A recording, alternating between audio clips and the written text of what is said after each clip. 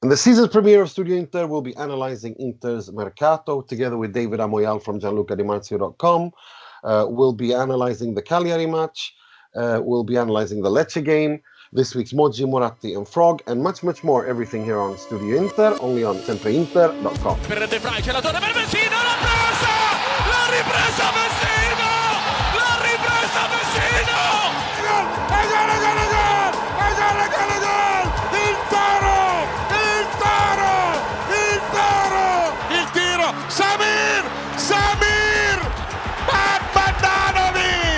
La recupera Brozovic, andiamo in contropiede, la porta è vuota, tira, attenzione, e gol, e gol! Benvenuti, bentornati to a new season of Studio Inter. I am your host Nima Tavallaey, wishing you all welcome to what we hope is a successful season. At least it certainly started that way. And I'm also joined by three of my regular panelists, are sempreinter.com's own preview writer, Mr. Mohamed Nassar, all the way back from Egypt or in Dubai. I can't remember what you said. Welcome, Mo. Thanks, guys. Great to be here. Great. Super excited for the new season. So, yeah, let's get this started. Yeah, can't agree with you more. And we are also joined by the host of the Alex Donno Show, the best friend of @RealDonJNLE, Mr. Alex Donno. Happy to be back. It was a very exhausting transfer window, an exhausting summer, but I'm just glad the games are here.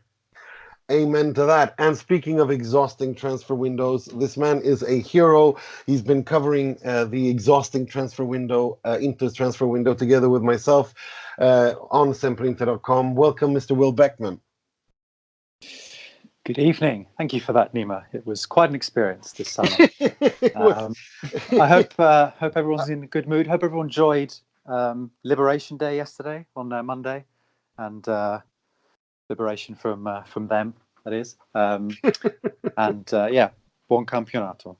Exactly, but it definitely was Liberation Day from Mercato, and it was good to get going, and we got going against Lecce. But before we get into all of that, I thought we'd start with a little bit of a Mercato analysis, and I'm going to quickly go around the table and asking you all to give your classic grades of 1 to 10 of the Italian of Inter's Mercato, and a brief explanation why you give that mark. And I'd like to start with you, Mo. 1 to 10, and why? So I think the Mercato in general needs to be analyzed in light of for 2 seasons now we've been unusually to Inter's history, we've been buying players that have fit the manager's desires. And I think this Mercato should be seen only in light of Conte, because if you get in, Lukaku and the Sanchez and the Sensi and the Barella, you probably give this team's chances of competing for a Scudetto, 40% or 30% or whatever. But because we have Conte, and this is part of a comprehensive strategy, and these are players that have been handpicked by him, and part of a way to revolutionize and rebuild the squad in his own model, I think I'm quite bullish on the Mercato, and I think I rated higher than last year's, which I had then rated quite highly. I think at a 7.5. So I think with Conte, I think this is an 8 out of 10 Mercato. Interesting. What about you, Alex? What rating do you give? I go 8.5 out of 10, and the cherry on top, of course, was Icardi heading to PSG and Wanda heading to PSG at the deadline. I thought that really added a nice exclamation point. A lot of needs taken care of, a lot of players brought in who fit the Antonio Conte system and really fit his vision for how to build this club. And of course, if you include Conte himself, I know that wasn't a player transfer, but a big-time acquisition for head coach. I think maybe the only thing that could have bumped this up to a 9 or a 10 would have been a really big-named midfielder brought in. But, based on the way Stefano Sensi has looked so far, he's been maybe the most impressive, pleasant surprise for any team in the Italian transfer window, because when he was acquired early in the window, you're thinking, this might be the Borja Valero replacement, and instead it's going to be really hard to take him out of the starting lineup. You'll have to drag him kicking and screaming out of Conte's starting 11. So I'm really happy. And of course, you have players who still need to prove themselves. Lazaro comes to mind. Of course, Alexis Sanchez. We've not seen, what he can do under Conte just yet. So there are some question marks, but I'm really happy with it. What about you, Will? What rating do you give? I give it 8. Signed with Mo. This has been a very different Mercato to previous years because it's been revolution, not evolution. And I don't remember the last time Inter had a true revolution. It was necessary. I think this group had shown that it couldn't do anything more than scrape a 4th place finish. And the only way to change that is to get rid of the people that have been leading the team. And they've done that. They've gotten rid of Icardi, they've got rid of Perisic, they've got rid of Nainggolan. Obviously, they haven't actually sold any of them, but given the conditions that were created, it was always going to be difficult to get brilliant deals. The important thing was to get rid of them because that was the only way that any true progress was going to be made. So that's the best thing that's happened in this window. The 3 potential troublemakers that we heard so much about last year have been gone. That seemed to be a red line for Marotta and Conte, and they've got it done.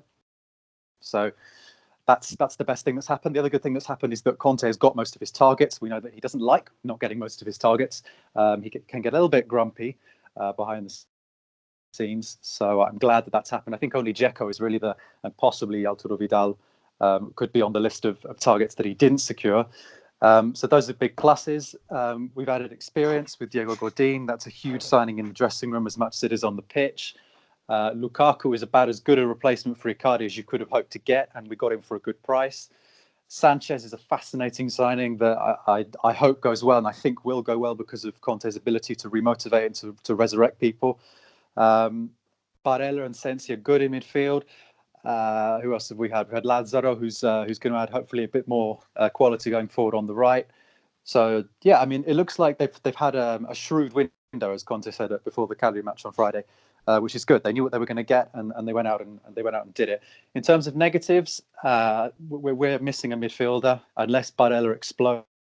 There's a lot of pressure on him to provide goals from midfield. Otherwise, that's going to be an issue if we're talking about Inter as a Scudetto chasing side, and I suppose we kind of have to, given everything that Conte said since he arrived.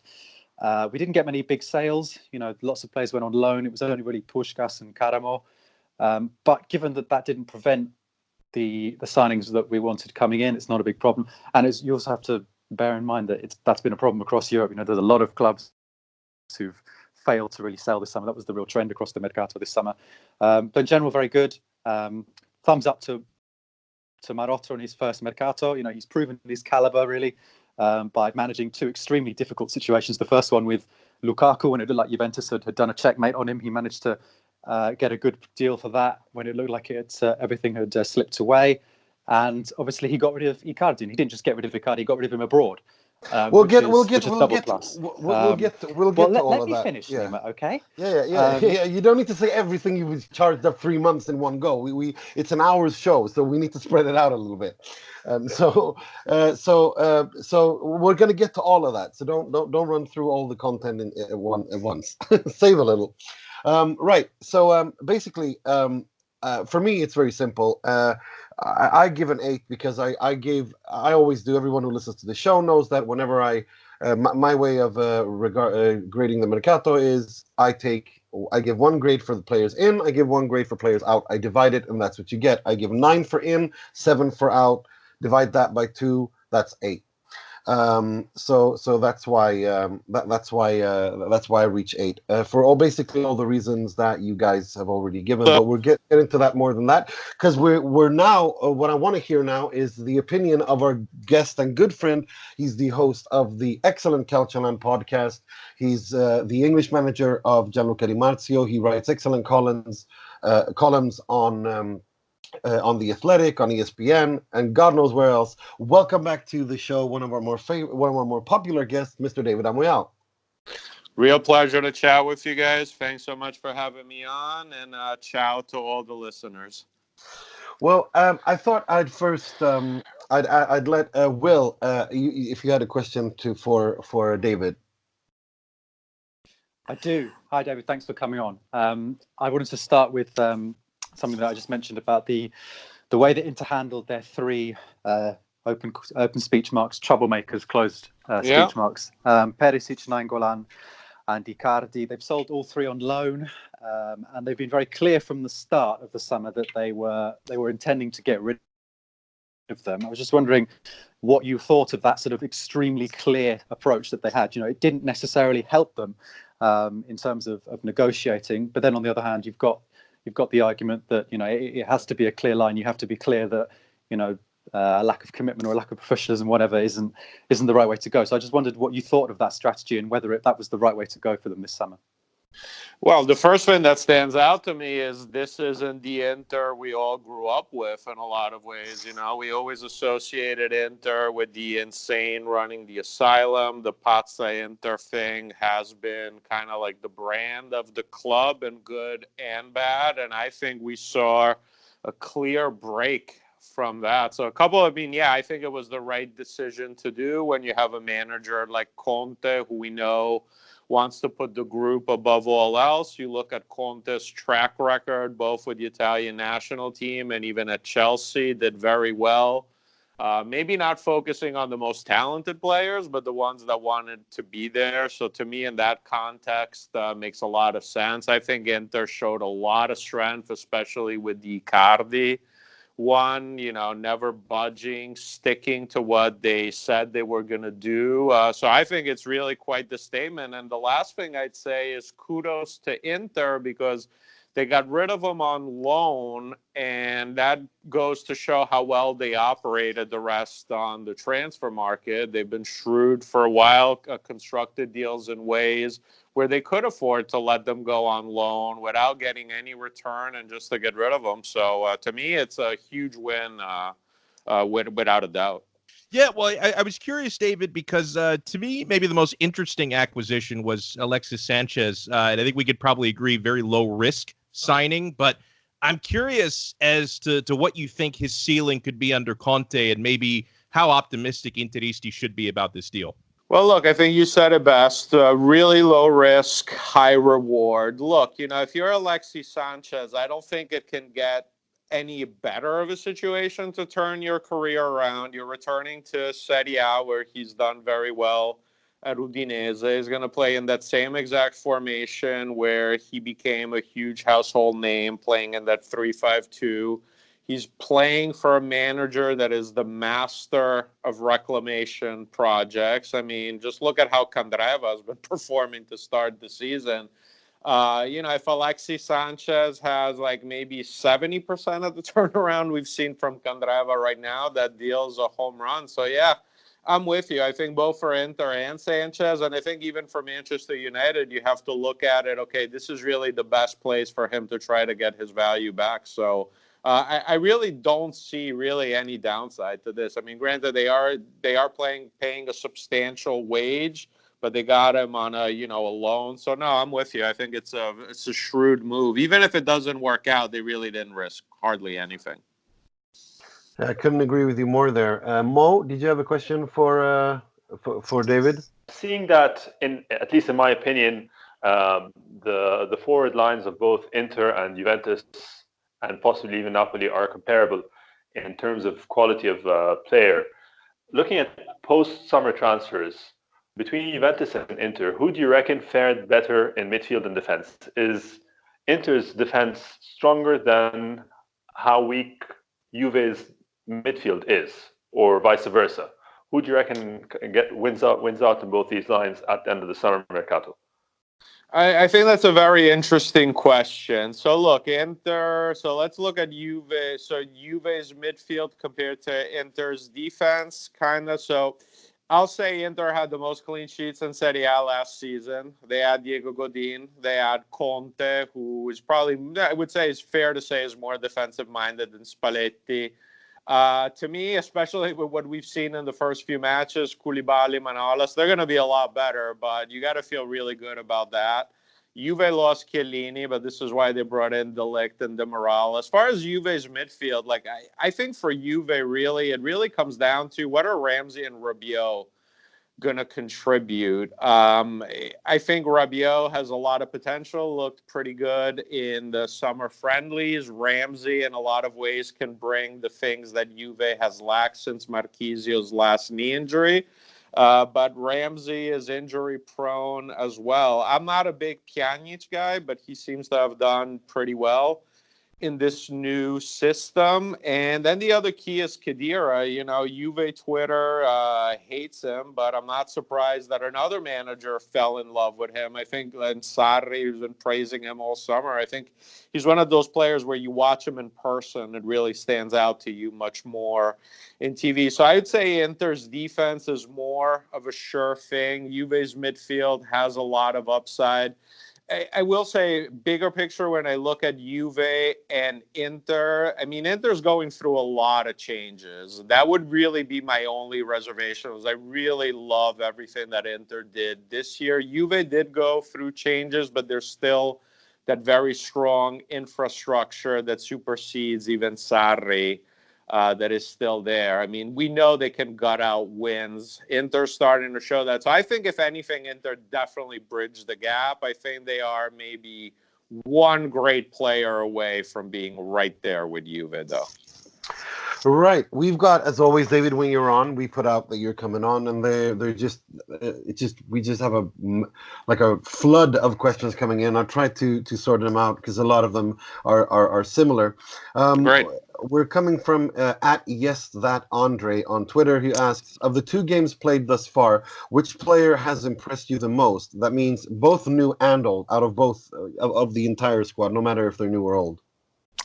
Well, I think Sensi is the easy answer out of the new ones. He's been really sensational. I think, look, even the people that like Sensi, like I did, I don't think even his biggest supporter could have expected him to get off to such a good start in preseason. And now, of the veterans, I think Kandreva is a pretty easy answer as well, although Brozovic has played well. I think, last season, I always felt that as Brozovic went, so did Inter. If Brozovic had a good game, Inter would usually win. If Brozovic, the few times he struggled, those were usually Inter's worst performances.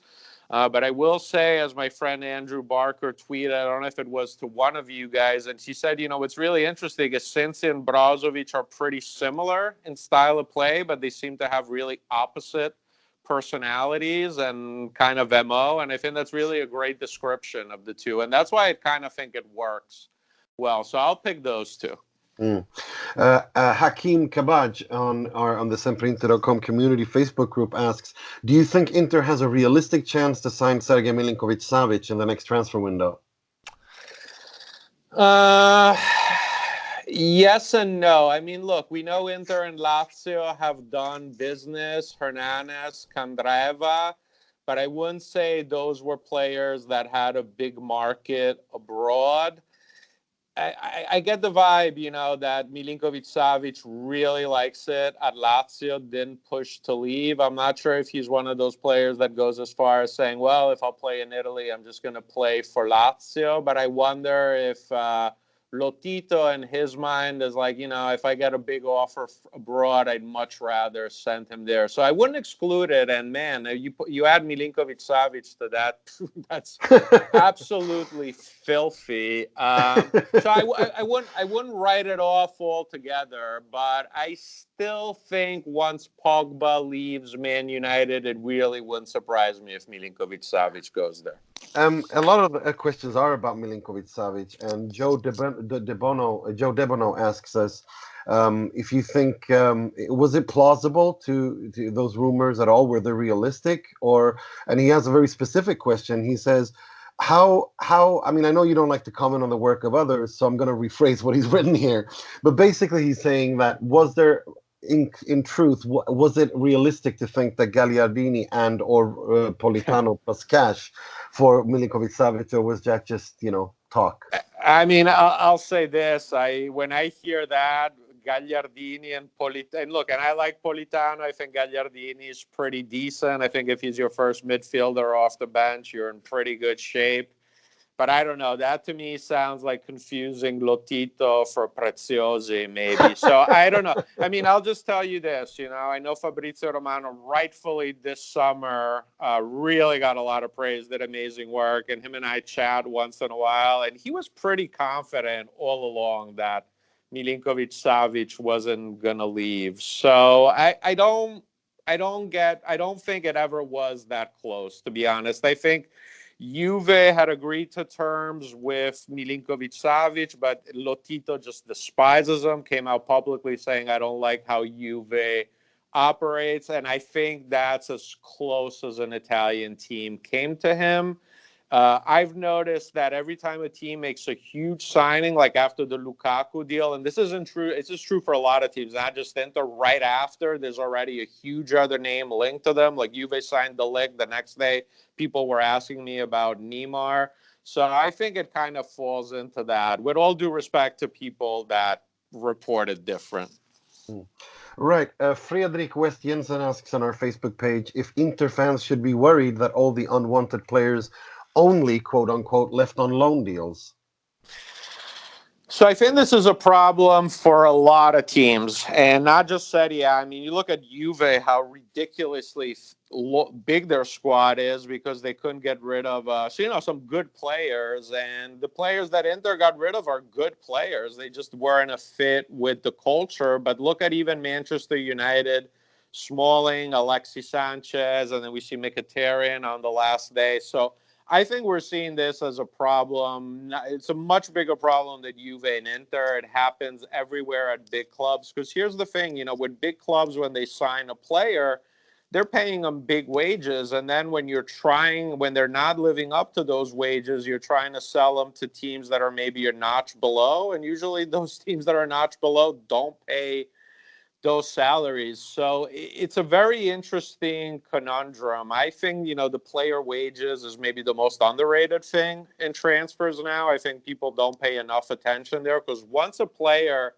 starts earning more than 4 million after taxes, then it's very limited, the teams that can then afford to get them. So yeah, I would be concerned, but this is across the board, and I think you're seeing more and more clubs, especially at the end of the window, that are like, you know what, I'm just going to send them on loan. Let's not even worry about agreeing to an option to buy. We'll figure it out later. Kind of how what Chelsea did with Kovacic, and then they just ended up signing him outright. So I think you're going to see more of those deals in the future. Before we let you go, I want your top 5, or actually I want your top 6. From 6 to 1, I want to know which 3 sides you think are going to get relegated. Capocannonieri winner, Coppa Italia winner, and Supercoppa winner. See, I was hoping we could just argue about Roma, you and I, Nima. Yeah, exactly. Just talk about that. So look, I'm not an expert on the newly promoted teams. I will say Lecce, what we saw against Inter, and then they lose at home. Or was it against Verona? They should be really concerned. Verona off to a pretty good start, but I look at that team, there's really not that many Serie A players on there. I think Verona too is one of those clubs that they're not that upset if they just keep going up and down between Serie A and Serie B. After that, I think Spal is in trouble. I thought Lazzari was such an important player, and we're already seeing how well he's doing at Lazio. So I'd be concerned about them. I also wouldn't be shocked if Sampdoria find themselves kind of in Fiorentina's situation from last season. I think they're in a lot of trouble there. So that's the relegated. For Capocannoniere, I mean, I hate to say it on an Inter podcast, but I have a hard time not picking Ronaldo and Sarri's system. We are seeing how many opportunities he has to score. I think Ciro Immobile, though, is a nice dark horse. I'm always a big fan of his, and I think Lazio with Lazzari is going to be really, really intriguing. For the Coppa Italia, I'll pick Lazio. I'm big on them this season. And what was the other question, Nima? I want to, Supercoppa, and who's gonna 6 to 1. Okay, so Supercoppa, I'll give it to Juve. I think they'll win it this time. Top 6, I still have Juve 1 until you beat the champ. The champ, to me, still deserves to be the favorite. I originally had picked Napoli going into the season second, but I have to say I've been very impressed with Inter. I'm not just saying it on your podcast. I've been saying it on mine as well. I also think Napoli sees the group in the Champions League. They have a pretty good chance of getting out of that. So I'm going to take Juve, Inter, Napoli. I have Lazio fourth. I feel really good about that. After that, for me, you have Atalanta, Roma, Milan, Torino kind of in that zone. It's kind of hard. I like Atalanta talent-wise, but I think the Champions League is going to be tough. I have a lot of question marks on Roma, same with Milan. Yes, you do. Yes, you do. But I really like Torino. I will tell you, I think Torino is going to be really, really interesting because I really like their squad, and I think they made Verdi, Laxalt, bringing back Lialco, Bonifazi. So I'm going to have a surprise. I'm going to have Torino fifth. How's that? And then I have Milan and Roma and Atalanta kind of for that sixth spot. Yeah, so people who want to follow the debate, the Roma debate between me and David on Twitter, I believe that Roma is going to finish fourth. David thinks wonders if it's John Solano who's been like playing on my head or something. But you know what's odd is like, you know, I'm very good friends with the people that run Roma's social media. They're great guys. John Solano's basically a co-host on my show. I have him a lot. Like it's very hard for me to pick against them. But, you know, when I look at teams rather than looking at reasons why I think they'll be good, I always look at reasons. What concerns me. And I just have, like, they have a lot of upside. Don't get me wrong. They certainly do. But I think when I look at the other teams, they have more question marks. Well, it certainly does. And I'm looking forward to this season. It's already started amazingly. And David, if you got something coming out, something special you want to plug, or if just go ahead. So everyone check out CalcioLand. We had Nima on last week. We cover all the teams. I do have a special column recapping the summer transfer window that is inspired by a Tarantino movie that I'm actually very, very happy with. I'm going to try to put it out in the next 2 days or so. But always a pleasure to chat with you. Like a warm thank you to the Sempre Inter community. I love what you guys do. I think what you guys are doing with the site with so many different things. I love the comics, the video and all. Like, you know, round of applause to how much work you guys put into it and your community. So I wish everyone a great season, and all of you guys keep up the great work. Thanks a lot, David. It's good to have you. Thanks a lot. You too, man. Thanks, guys. Take care. Ciao. Thanks, David. Ciao. Thanks. Right. David, thanks.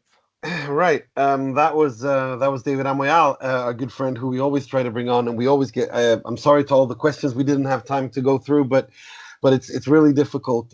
David's, you know, he's really busy, and he's really kind to come on. I was gonna say, let's talk about I want to go a little bit deeper into the Mercato thing. Let's talk about the players out that Will kind of alluded to before.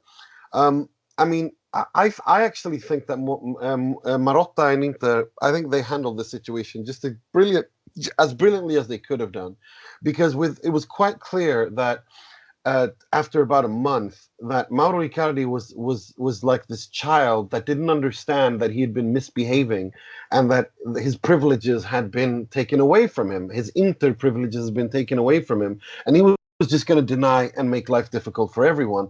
The lawsuit certainly is a further example of that.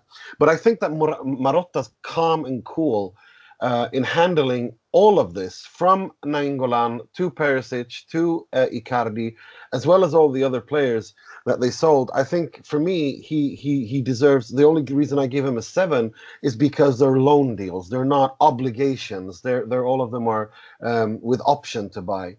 But in your opinion, is there a situation where you think the club failed this summer, or something they could have done better? Will? Failures. There's no big cross if you're sort of making a checklist of what they needed to do. I agree that obviously it would have been more opportune to secure some kind of guaranteed payment for those 3 players beyond, you know, the little fee that Bayern and PSG have possibly paid to take them on loan for this first season. No, there's no big problem. I think they've shown their their hands as a great set of as directors, or particularly Marotta has. This was a big summer for him because he came in the middle of the season. There was a lot of nonsense about how he'd come in and destabilize the club, and it was his fault that the Icardi stuff had exploded when actually he was the one that was just trying to put things right that had been got wrong under previous regimes. I think he's had a very impressive summer. I think the impressive thing, as David said, was the clarity, the fact that they didn't actually allow themselves to be strangled by Icardi or any of the other players. They stuck to their line, and ultimately they got what they wanted. I for a long time I just thought it was inevitable that Icardi would stay, and that all this stuff about how there was they were optimistic of securing a deal and how everything was under control was just kind of talk that things you have to say to keep a brave face on things in public, but the results speak for them. So I find it very difficult to criticize anything. It's not that there are things that could have made the squad better. As I said, I mean, a midfielder would have been nice, but there's only so much you can do in one summer. So I'm very positive about the way they've acted, for sure. What about you guys? Alex, do you think there's anything you want to add to that, like in terms of the negativity? Because, I mean, the positivity kind of speaks for itself. No, I'm actually surprised how happy I am, because I say this a lot, Nima, that in most things in life, I look at the glass half full, except when it comes to Inter, I tend to look at the glass half empty because I've been burned so many times in the last, 6 or 7 years. So it's hard for me to always see the positives. But, the only target that they clearly missed was Edin Dzeko. Outside of that, there were rumored targets, but I don't really know how hard they really pursued Vidal. I don't know how hard they really pursued Rakitic. I don't know how hard they really pursued Milinkovic-Savic. I know David talked a lot about him. So really, Dzeko is the only miss that you look at, and they were still able to find an alternative in a low-risk deal for Alexis Sanchez after that didn't go through. So I'm very happy, and I can't remember if it was David or Will who made this point, or maybe both, that really what I like most about the way that they offloaded Icardi was the fact that they were able to send him away from the Serie A, because kind of going back to the whole glass half empty thing, my skin had just been crawling for the entire summer, because I was expecting, all signs are pointing to Juventus taking him at the very end of the transfer window and either getting him at an insanely slashed sale price or getting him on loan. And so the fact that he winds up in PSG, at least for a year, if they don't end up redeeming it for 65 million at the end of the year, I just think it was a superb Mercato by Beppe Marotta. And I don't always say this when it comes to Inter, but I'm very satisfied with the way they conducted their business. Agreed. Let's move on to the actual games that were played, because you wouldn't believe it if you looked at some of the stuff that goes on social media, but the transfer window is actually not the main thing in the world of football, but it's actually the games being played, believe it or not. And 2 have already been played. The Champions League group stage has already been drawn. I don't want to dwell too much on the Lecce game, because I don't think Lecce are much of an opponent. The only thing I want to move on to the Cagliari game, which I think was much more interesting, because it was a game that, in my opinion, is one of those games that Inter would have lost if this was any other season of these, if it was any of the previous 6-7 seasons. It was a game where Inter struggled. Inter fought, worked their way into it, and managed to go home with all the 3 points, thanks to probably the clearest penalty I think I've ever seen in my life. Going into that game, did you expect us to? I know Mo definitely expected Inter to win that game, and he even wrote that in his pre-match preview on Sempre Inter, that Inter would win 2-1 and Lukaku and Lautaro would score. But in all seriousness, were you that confident for real when you were going into that game, Mo? Yeah, look, I knew it was going to be a tough match. We lost last year's corresponding fixture, and going off to Sardinia is never. I mean, we've seen what happened with Lukaku. It's a hostile environment. It's never easy to go and play and get a result there, especially with Barella and Nangolan switching sides. But I believed in my heart of hearts we would be able to grind out a win, and I thought it would be one of those matches where a clean sheet would not be kept, and that's why I figured that 2-1 would have been probably the most logical result. But like I say, or like you said, it's very rare for me to bet or predict against Inter anyway. So it just so happened that the result went my way and Inter's way. Yeah, that was a good job there, Mo. You not only got the result right, you got the goal scorers right, you got them in the right order, and I hope that streak of yours continues. I revived for old listeners of this show. I revived my own little streak, the Nima inverted jinx, because the second I said that Lukaku had been bad, he scored on the penalty. So well, let's hope that we both continue our streaks. But I want to ask you, Alex, what's the best thing you take away from that game? I thought the adjustments and the way Conte was able to win the chess match. Nima, you mentioned that's the type of game that Inter draws or loses, last season. In fact, they did lose that fixture last season, as Mo mentioned. As far as Cagliari goes, when they brought on Simeone after halftime, they were reborn, just resurrected. The pace and the counterattack became very dangerous, and Inter had to readjust. Inter had to scramble, and then they were able to retake control of that game with their possession.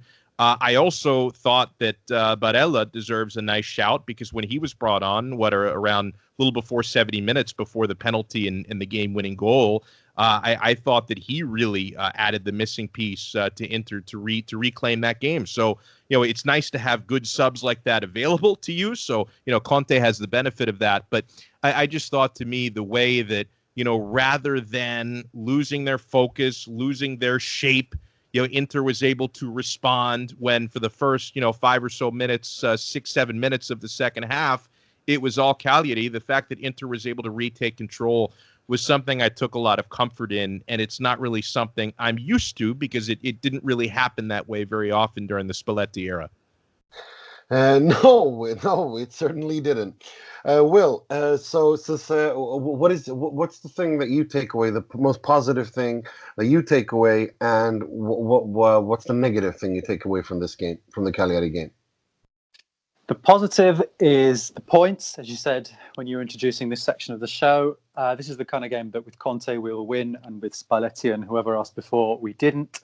It was a hard match. The performance was not spectacular, but it can't always be spectacular. It can very rarely be a spectacular win away at Cagliari. They're one of those sides in the table that get a lot of their points at home and struggle away from home, so going there and winning is good. One of those wins that I don't want to really get into this discussion, but it's the kind of win that if you are going to be involved in a title race that you look back on at the end of the season, you sort of pinpoint that as a key moment. So that was clearly the positive, Conte's mentality, the way that we reacted, and we didn't really struggle that much towards the end of the game. The negative is that there were still quite a few signs of what used to happen under Spalletti, the kind of sitting on a 1-0 lead, being a little bit predictable up front. I think on that note, Sanchez is going to be quite burdened this year because he's got a very, very important role to play in terms of providing a little bit something out of Conte's sort of usual mechanism, something a little bit different, something more unpredictable, and perhaps just not a slightly less than optimal game management. But as I said, it's a hard game, so I go away with my glass is half full, just like Alex's is this summer. That's I think all of you have already said what I think. You've already mentioned it, so I don't want to repeat it again. But yeah, it's really reassuring when the way you said, Alex, that we have options off the bench, and we have options like Mo said. This isn't just any old options. These are options that Conte has chosen to play in his particular system. just the way that the Mercato was. So that's why this is all really, really positive. As for the man of the match, I'm keen to. I wonder if you guys, who you think that the SempreInter.com readers voted for was the man of the match, Inter's man of the match against Lecce. Just a name, starting with you, Will. Oh, Lecce. Brozovic? I don't know. That was a week ago, Nima. I've forgotten that match. I don't know. Candreva because of the goal. Okay. So you're going with Candreva? Yeah. Okay. Where, Alex? Well, consider my thunder stolen because my guess is Candreva as well. I felt that way coming out of that match. It was not validated against Cagliari, but I think going back to Lecce, I think Candreva. What about you, Mo? I think my man of the match against Lecce was definitely Brozovic, but I reckon probably like Will said, because of that spectacular goal and the year-long goal drought, it was probably Candreva. You're both wrong. It was Brozovic. Stick with your. There we go. Yeah. 36.3% voted Brozovic, and he was also my man of the match. Sensi, 35%, and in bronze position was Candyman himself, 20%. Against Cagliari, I think it's I think we all know it's Stefano Sensi, so there's no point in even saying that because 79% voted for him. But who do you think came in second? Will? Big Rom. What about you, Alex? Ooh, second. How about Lautaro? You, Mo? Yeah, so two things. The first is I think in my opinion it was probably Asamoah. I thought he had a fantastic performance, both attacking wise and in defense. But after you reveal, I just want to say one more thing. Actually, before you reveal, I'm glad it wasn't D'Ambrosio or Santo Danilo save in the last minute off the line that made him the second most valuable contributor to the game. And that's one of the great positives of the Cagliari performance is the calmness and assuredness by which the whole game was approached from start to finish. It wasn't a frantic finish where we needed some desperate goal line clearances to get the win. We might have won these games with Spalletti last year, but it was always in such dramatic and pazza Inter fashion. Yesterday, took the lead, lost the lead, regained the lead, saw the match out. Simple business done, and that's why it was positive. But anyway, not to digress too much, my second man of the match is probably Asamoah. This is crazy. Nima, let me change my answer to Skriniar. I'll go Skriniar for second. Okay. This is crazy because I don't know what it is what's going on with Mo right here, but he's got some sort of, I don't know, fortune teller or something. He can see things and read minds. Yes, it was quite a lot. Samoa, 6.3%. So I think Mo should reveal next week's lotto numbers as well while he's still at it, while he's still going at it. Right. I just wanted to briefly. There was a Champions League draw as well. I wanted to briefly touch on that as well, just to hear your general thoughts and if you think Inter will go through. My thoughts was that this was a very, very difficult group. Again, Inter got the worst group possible, the worst draw. I wanted something much more simpler and easier, but that was just not to be. I think that Inter will go through. I think Inter will finish second, but I think that they will do so by the skin of their necks. I think Barcelona. I think will definitely lose to them away at the Camp Nou. I think we'll draw at home. As for Borussia Dortmund, that can go either way. But one thing is for certain: Inter cannot slip up against Slavia Prague. So I'm going to say Barcelona first, Inter second, and Borussia third and Inter will go through on goal difference. What is your take, Will? Yeah, I'd sign up for that final table. I think we have a much better chance than we did last year, simply because the group is of a similar standard, but we're a lot better. We would have done a really impressive thing last year, making it out of that group. Of course, the way that it ended left a very bitter taste, but actually to get into that position was pretty impressive given the resources we had. This season, I'm not certain that we'll make it through, but I think that there's a definite chance for us to take points off Barcelona and Dortmund. One, because they have their own fragilities, and two, because these are the kind of teams that Conte can really set up against well.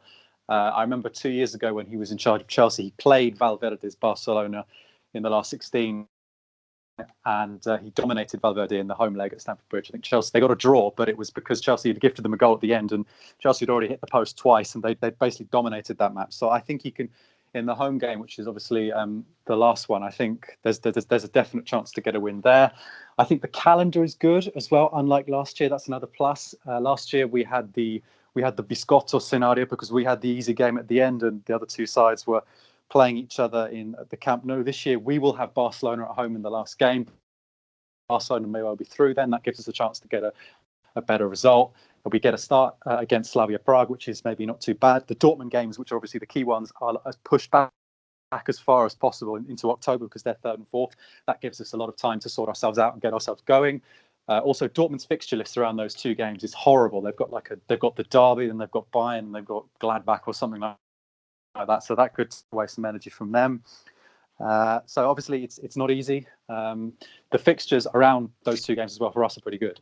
So I think there's a good chance we'll get through. It's by no means a guarantee. There's not much margin for error, but I will be positive. What about you, Alex? Do you think we'll go through? We know that Mo thinks we'll go through. He's Mr. Positivity, so there's no point in asking him. But no, but in all seriousness, do you think we'll go through? Yeah, I thought very well said by you and Will. I also think they squeak through second place in the group, and it's difficult, but I feel much more equipped this season, given Conte and the players available to him to rise to that occasion. When you think about how close they were to going through in an equally tough group a year ago, I will be at least slightly disappointed if they don't go through the group this season. And one thing's for sure, having a group like that, every match, maybe aside from the Slavia Prague fixtures, but the other four will be must-see TV, and many eyes around the world will be on Inter. For sure. Mo, of course, Inter will go through. You're Mr. Positivity. So are you going to surprise us now and say that Inter won't go through, or what are you thinking? No, I think Inter are going to go through. I think Barca are a weaker team than they were last year, surprisingly. Despite all the reinforcements that they've done, they seem to be going through some period of managerial incoherence, whether at the board level or at the club, at the squad level. I don't buy into the whole. I mean, Critty's not here, so we can speak freely about Dortmund. I don't buy into the whole Dortmund myth. I think they're a fragile team. I think their manager and his manner in general and his approach to the game is very anti Conte. In that he's very regimented and very tactic, very system based rather than being a tactical manager. So I think Conte can over 180 minutes can get the better of Dortmund. But what I want to comment on is the fact that we think it's a particularly tough group. But if we look at every other group, with the exception of Group G, I think it is the one that's headed by Zenit. If you discount the groups where Italian teams have been drawn into, remove the pot 3 team and insert Inter, it'll be an equally tough group.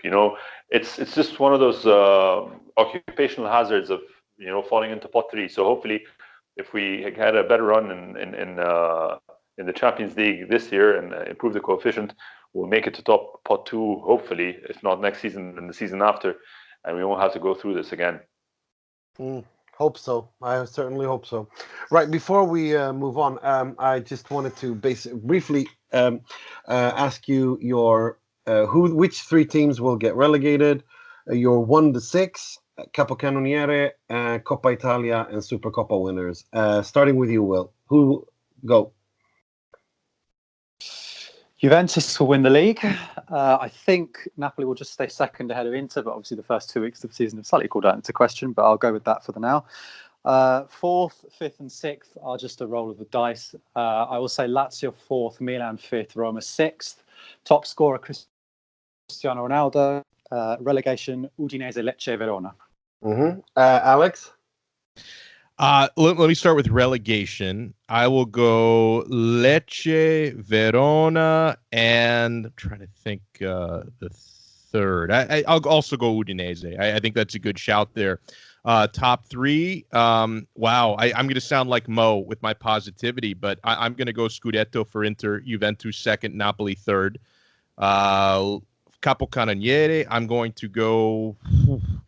I hate to echo David Amoyal's sentiment, but I think it's Cristiano Ronaldo's year to hoist that. What were the other ones, Nima? Coppa Italia and relegation, Coppa Italia, Supercoppa.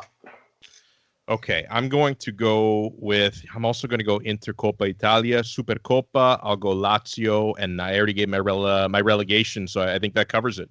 Yeah, sure. I didn't give all of them, actually. No, you didn't. Did I give a Capocannoniere? No, you didn't. And not a Coppa, no Coppa, and no Supercoppa. I darn well hoping to win the Coppa Italia, because we keep getting it all wrong in these knockout matches. So it's about time we got it right. The draws are not too bad either. So I will say Inter for that. I think Lazio will take Juve in the Coppa Italia. And I'm afraid, I can only see Cristiano for Capocannoniere. So I have to go with him as well. You, Mo? I think the same prediction as last year. I think 1, 2, and 3 is toss-up. I mean, of course, I was proven very wrong last year, but I think I'm going to be right this year. I think 1, 2, and 3 is Inter, Napoli, Juve in whatever order, and it all depends on how their respective seasons pan out, especially with you can't just say injuries in the whatever Champions order. League. So, but no, I think it's going to be very close. Let me put my prediction. I think 1, 2, and 3 is Napoli, Inter, and Juve, all within 6 points of each other. How about that? Does that work? Yeah, that works. Okay.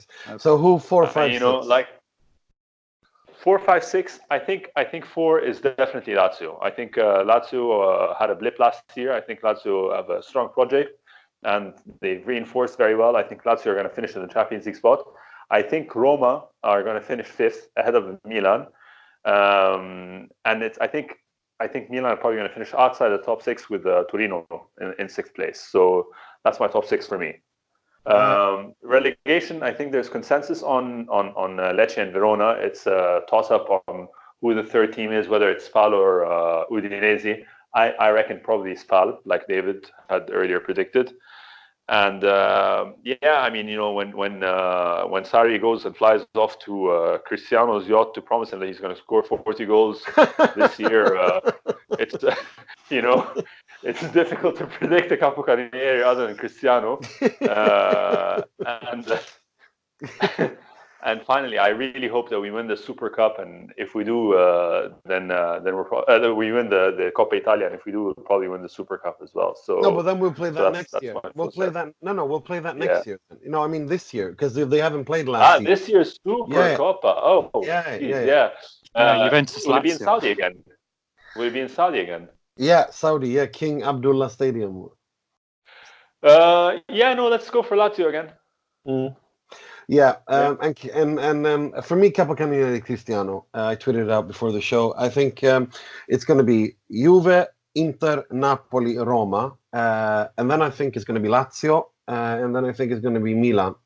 I think Torino and those Fiorentina, Torino, all the others will just finish outside. I think it's going to be really tight.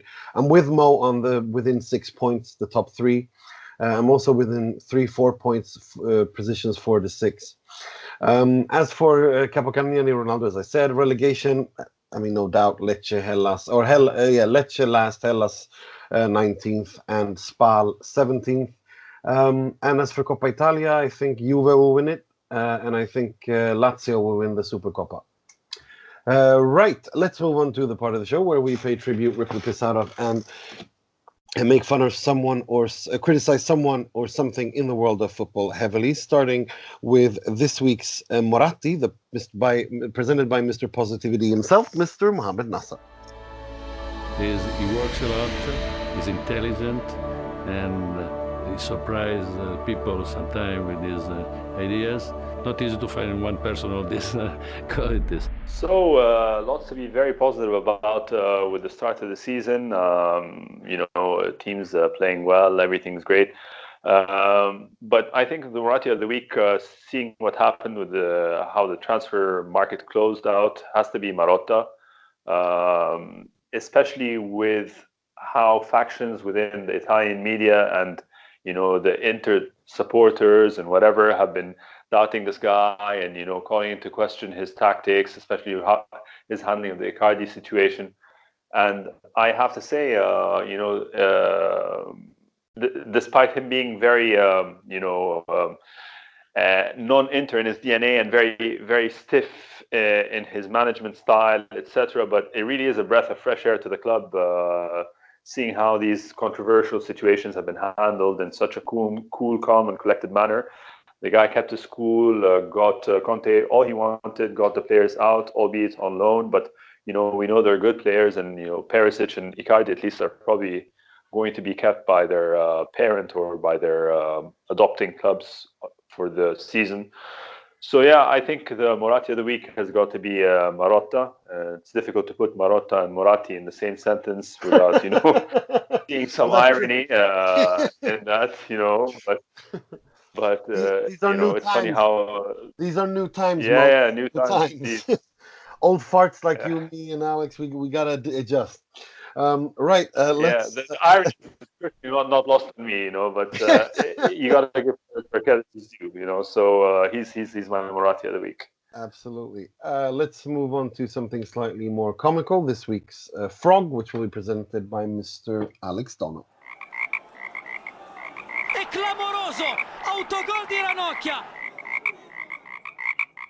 Really only one place I could go with this one. And it's not so much a Frog of the week as it is a Frog of the year for 2019. I must salute these individuals on their way to Paris, for Mauro Icardi and for Wanda Nara, from misquoting Mark Twain and also misusing quotation marks while misquoting Mark Twain, to his lovely, amazing agent wife, stirring the pot week after week on Tiki Taka and just making things up about someone in upper management telling Icardi that they wanted him to stay. Guys, it's been a circus for a number of years with those two, and it really ramped up after the captain's armband being taken away in January. So I can safely say this, since the transfer is done, approved, at least for the loan, I should say, signed, sealed, and delivered. I don't want to jinx anything. It's too late for that, thank God. But I have to give the Frog of the year, at least the Frog of the summer, to Icardi and his amazing wife as they will take their talents now to Ligue 1. So happy trails to you, and thank you for providing so many goals and so much entertainment. Amen. Nothing to add to that. Let's move on to something much more negative. This week's Moggi, which will be presented by Mr. Will Beckman.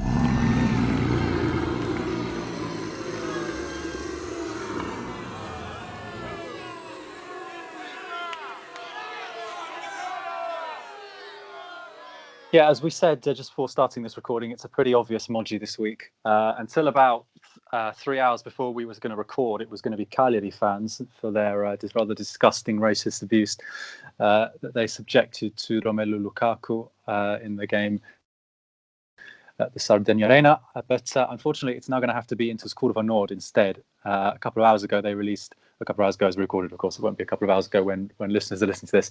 On Monday evening, Tuesday evening, they released a statement, which is very helpfully in English, addressed to Lukaku on a Facebook account. They wrote on behalf of the Curva Nord, and they said they were very sorry you thought what happened in Cagliari was racist. You have to understand that Italy is not like many other Northern European countries where racism is a real, in capital letters, problem.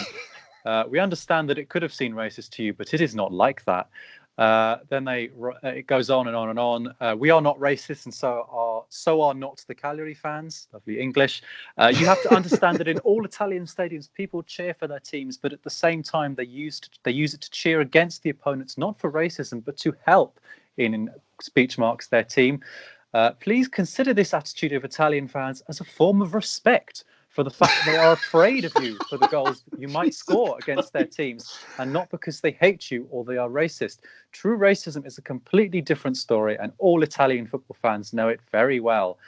We are very sensitive and inclusive with all people, etc., and so on. Please help us to clarify what racism really is, and that Italian fans are not racist. The fight to real racism has to begin in schools, not in the stadiums. Fans are just fans, and they behave in different ways when inside the stadium as opposed to when they are in real life. I will now stop speaking because I will be unable to comment such vomit without swearing, and we're not supposed to do that on this podcast. So the Moggi of the week is the Curva Nord. Thank you. No, we're not supposed to. I think my favorite part of that has got to be the part where you have to understand that in all Italian stadiums, people cheer for their teams, but at the same time, they used to cheer against the opponents, not for racism, but to help their own team. Basically, Lukaku is 3 years old. Banana, potato salad. Yeah, and he's never like what? It's just the patronising tone that makes it so extraordinarily tone deaf. I mean, there's so much to dissect in that. But the absolutely best part of all of that drivel is Italians fans may not be perfect, and we can understand your frustration, but with these expressions, lovely English, but they are definitely not meant to be racist. Once again, welcome Romelu. Jesus Christ! It's that extra welcome is such a nice touch. You know, I think after basically, I think what we can deduce from that is that the Curva Nord knows what racism is about a lot more than Romelu Lukaku. I think that's what we've they understand. He doesn't. They know what it's like to be black in a white country. Unlike Romelu, who actually is black. Oh my God! There's just not more. Thankfully we recorded after I tweeted this statement out, and my phone has been exploding. But I think my favorite response was from someone who said, "Did Donald Trump hack their Facebook account? This is the dumbest shit I've ever heard in my life." That's pretty much everyone has been saying. This is stupidity and ignorance on a whole other level. Well done, Curva Nord, for taking a situation you had nothing to do with and make it all about you. That takes a special kind of talent, and you all have it. Right. That was all we had time for this week. We will be back next week. I'd like to thank David Amoyal once again for joining us, and I'd like to thank you, Will. Thank you very much. Enjoy your international break. You'll need to rest because we have a lot of very demanding fixtures when we come back. Indeed. And I also like to thank you, Alex, for coming on.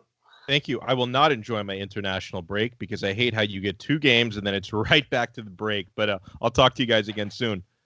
And Mr. Positivity himself, Mr. Mo Nassar. Hey. Always great being on. Talk soon, guys. And as always, I'm your host, Nima Tavallaey, wishing you a lovely international break. And sempre e solo Forza Inter.